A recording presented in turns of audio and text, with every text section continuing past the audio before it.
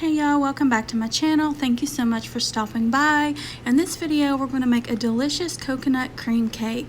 I'm so excited to make this and share it with you. It was absolutely delicious. So now I'm going to cream together 2/3 a cup of butter and 2 cups of sugar.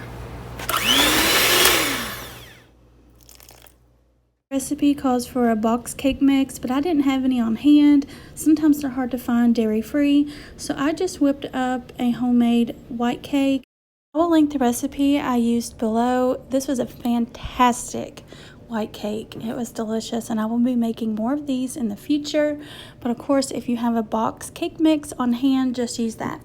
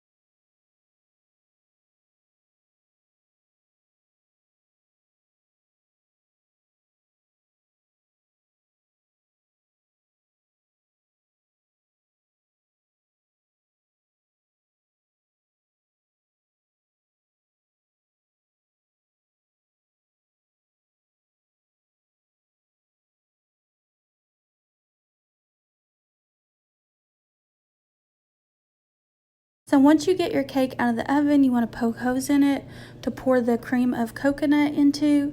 She recommends using a fork. I don't know why I decided to use the end of the spatula, but in the future I will make smaller holes, and that way you get more evenly dispersed coconut cream, if that makes sense. So then once you get that done, you pour your can of cream of coconut over it while it's hot and let it sit until it cools completely down. I've never used canned cream coconut before. This was so good, y'all. It tasted like sweetened condensed milk with coconut flavor. Oh, it was so good. So now we have to patiently wait until the cake cools down so we can add the whip topping and the Cool Whip. So now you just spread your whip topping all over the top of it. Of course, I'm using the So Delicious Cocoa Whip. So good. I think that's why they called it that. The stuff is amazing.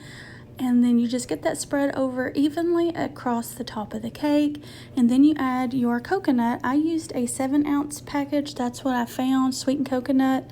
I think the recipe called for 8 ounces, but it turned out perfect anyway.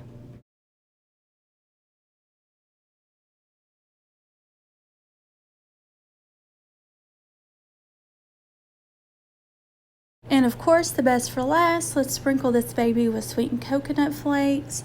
Then once you get that done, you are ready to take a slice of this heavenly cake. This was absolutely so delicious.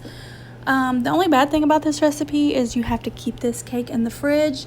But if you have a big family, then it won't last very long. This is something you can take to dinners, potlucks, if we ever get to do that again. Birthdays. It was absolutely delicious. Thank you guys for watching, and I hope you make this cake and enjoy.